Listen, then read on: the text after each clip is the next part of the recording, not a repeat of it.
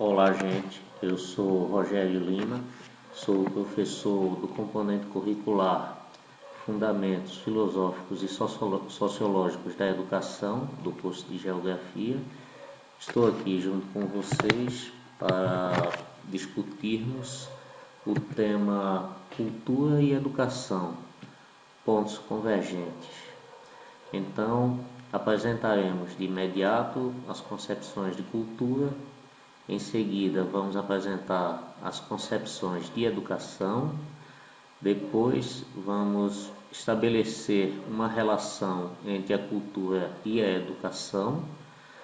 Posteriormente, apresentar um esquema explicativo da relação cultura e educação. Depois, vamos ver o movimento de educação de base. Em seguida, o movimento de cultura popular e da sugestão da atividade presencial, que não será feita aqui, não será enviada aqui, mas será feita com a presença do tutor do polo. Então, no primeiro momento, vamos falar aqui da concepção de cultura. Muitas vezes, quando ouvimos falar em cultura, o que nos vem na mente? A resposta dada a esse questionamento geralmente é o modo de ser de um povo. De fato, o termo cultura está associado à forma como as pessoas estruturam suas vidas em uma sociedade. Muitas vezes, contudo, as pessoas costumam dizer que um povo não tem cultura. Esse modo de ver a cultura, no entanto, é bastante usual e considerado como uma concepção de senso comum. Então, a partir desse momento, vamos ver alguns conceitos de cultura. De acordo com Edward Tylor, cultura seria o todo complexo de conhecimentos, crenças, arte, leis, moral, costumes e qualquer outras capacidades e hábitos adquiridos pelos indivíduos. De acordo com Levi-Strauss, a cultura seria um sistema simbólico de uma criação que se acumula na mente humana. Clifford Geertz é outro autor que vê a cultura como um conjunto de mecanismos de controle, planos, receitas, regras e instruções para governar o comportamento humano. Marshall Sahlins vê a cultura como a organização da experiência e da ação humanas através de instrumentos simbólicos. As concepções apresentadas acima mostram alguns fatores que nos ajudam a compreender a cultura como um sistema que envolve conhecimentos, símbolos, comportamentos, organização, regras ou normas sociais às quais as pessoas são regidas. Na realidade, o conceito de cultura começa a ser discutido pela primeira vez no século XVIII, na Alemanha.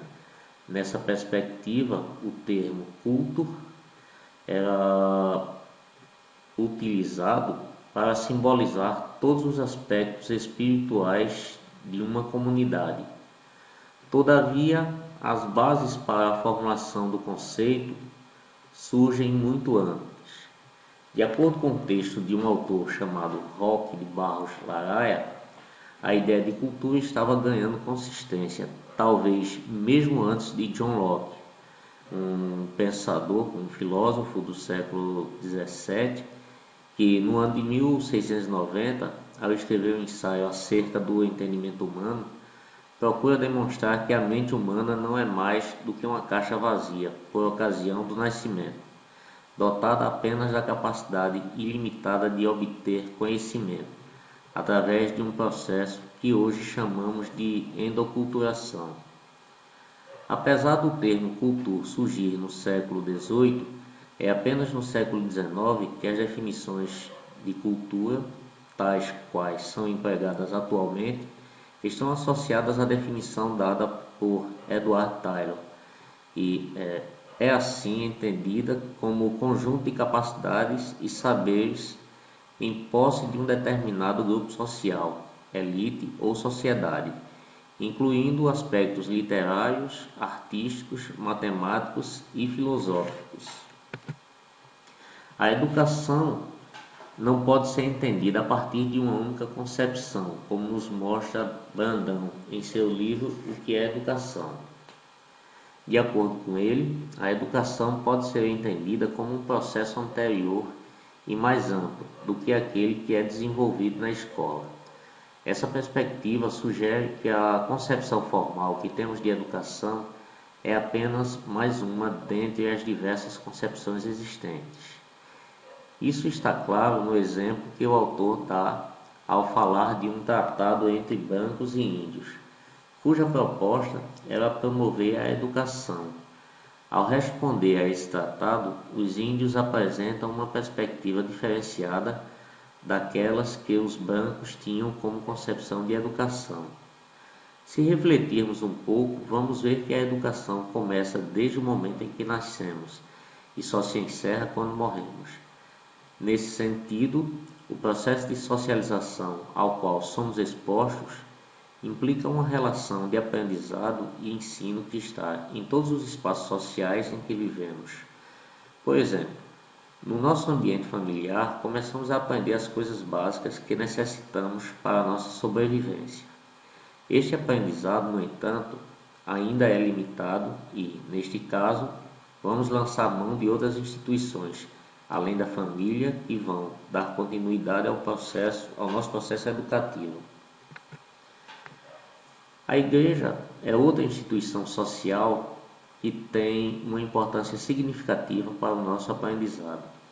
Mesmo que a religião estabeleça uma prática de ensino, nos fazendo ver a relevância da nossa relação com Deus, há uma continuidade no processo de ensino iniciado pela nossa família, pois na igreja também aprendemos a conviver com os outros, aprendemos a respeitar as leis divinas e terrenas, as regras e padrões de comportamentos também são ressaltadas no ambiente religioso.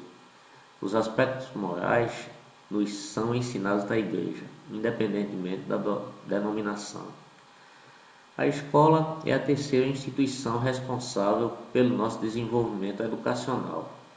É na escola que vamos dar continuidade ao ensino que começa na família e na igreja. O que diferencia a escola dessas duas instituições é que vamos ter uma educação formal sistematizada a partir de critérios construídos para desempenharmos um papel social e político. É na escola que vamos adquirir conhecimentos, mas também é lá que passamos a ser produtores de conhecimentos, apesar do fato de que em determinadas práticas educacionais os alunos sejam vistos apenas como aprendizes, ou seja, como receptores. Essas três instituições de ensino são consideradas, por alguns autores, como instituições primárias. Além delas, existem as instituições secundárias, que também são responsáveis pelo nosso processo de aprendizagem. O trabalho, a política, a justiça, as entidades associativas são exemplos de instituições secundárias. Além das diferentes instituições que representam diferentes formas de educação, ainda temos que considerar os distintos contextos sociais que, por sua vez, vão apresentar concepções distintas de educação. Nesse sentido, o argumento de Brandão é pertinente e, de certo modo, faz com que estejamos atentos à diversidade cultural. Bem, vamos agora estabelecer uma relação entre a cultura e a educação. A educação, de acordo com o pensamento de Cortella, é um fenômeno ou experiência essencialmente humana, onde aparecem as relações existentes entre a educação e o mundo, entre o educando e a cultura. Bem, essa citação vocês vão ver presentes no livro Fundamentos Filosóficos e Sociológicos da Educação, disposto no ambiente virtual. Esse autor diz ainda que a cultura é o mundo humano. Nessa linha de raciocínio, pode-se dizer que não existe ser humano sem que haja cultura. A relação entre a educação e a cultura está na dependência de uma relação à outra. Neste caso, se eu sou humano, eu me educo, e essa educação advém do fato de eu estar inserido em determinado contexto cultural. Do mesmo modo, a minha cultura se fortalece à medida que adquiro conhecimentos e tais conhecimentos só é possível através da educação, seja ela formal ou informal. A cultura é permeada por aspectos de caráter geográfico, climáticos, históricos e processos produtivos. Ela também pressupõe variáveis sociopolíticas. Esses aspectos vão influenciar a educação, que por sua vez vai demandar instituições de ensino, métodos de ensino, técnicas de ensino e vai influenciar os indivíduos nos valores, atitudes e competências básicas. E cada um desses aspectos vão realimentar os sistemas culturais. Aqui nós apresentamos um pequeno esquema explicativo da relação cultura e educação. Nós temos aqui os quadros aqui com cultura, onde nós temos aqui a questão da geografia, clima, história e processos produtivos.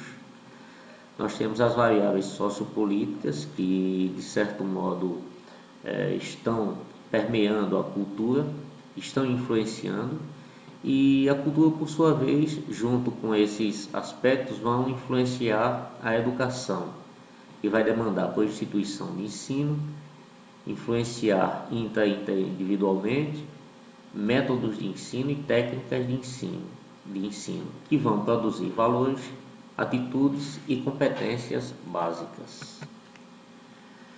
Bem, nós temos aqui dois exemplos de como a cultura e a educação estão intrinsecamente relacionadas a partir do momento que grupos de pessoas preocupadas com os rumos que a educação tomava a partir da década de 1960. Então nós temos aqui o Movimento de Educação de Base, que é um organismo vinculado à Conferência Nacional dos Bispos do Brasil, CNBB, constituído como uma sociedade civil de direito privado, sem fins lucrativos, com sede e fórum no Distrito Federal. Foi fundado em 21 de março de 1961. Há 50 anos realiza ações diretas de educação popular em diversas regiões do Norte e Nordeste do país e atualmente está nos estados do Amazonas, Roraima, Ceará, Piauí, Maranhão e Distrito Federal, atuando também no Norte e Nordeste do estado de Minas Gerais, no regime de parceria com o governo estadual. A opção referencial por essas regiões está definida em estatuto como áreas populacionais do país em que os indicadores socioeconômicos revelam situação de pobreza e, consequentemente, índices sociais e econômicos abaixo dos desejados. As ações de mobilização social, de alfabetização de jovens e adultos e de educação de base são responsabilidade de equipes regionais em cada uma das unidades da federação em que atuamos. A coordenação pedagógica, o planejamento, o controle administrativo e a avaliação de resultados das ações são monitorados a partir da equipe nacional localizada em Brasília. O Movimento de Cultura Popular, criado no Recife em maio de 1960, quando o prefeito da cidade era Miguel Arraes, foi um movimento que teve como objetivo básico difundir as manifestações da arte popular regional e desenvolver um trabalho de alfabetização de crianças e adultos. Seu ideário era, em resumo, elevar o nível cultural dos instruídos para melhorar sua capacidade aquisitiva de ideias sociais e políticas e ampliar a politização das massas, despertando-as para a luta social. Na prática, esse trabalho era feito através de apresentação de espetáculos em praça pública, organização de grupos artísticos, oficinas e cursos de arte, exposições, edições de livros e cartilhas. O trabalho de alfabetização tinha à frente o jovem educador Paulo Freire, que foi um dos sócios fundadores do movimento. Também integraram o MCP intelectuais e artistas como Paulo Freire, Ariano Suassuna, Hermílio Borba Filho, Abelardo da Hora, José Cláudio, Aloísio Falcão e Luiz Mendonça. O MCP, ou seja, Movimento de Cultura Popular, teve por sede o Sítio da Trindade, na Estrada do Arraial. Era uma entidade privada sem fins lucrativos e se mantinha através de convênios que, na prática, foram firmados quase que exclusivamente com a Prefeitura do Recife e o Governo do Estado. Bem, nós encerramos esse pequeno debate e sugerimos aqui que os alunos deverão responder às atividades que serão desenvolvidas em grupos em sala no próximo sábado. As questões serão enviadas aos tutores dos polos e esses farão as atividades junto aos alunos e, posteriormente, enviarão para a coordenação da EAD. A avaliação será feita com base na argumentação. Eu agradeço a todos vocês por assistirem a esse vídeo. Espero que tenha contribuído para o conhecimento de vocês e boa sorte a todos.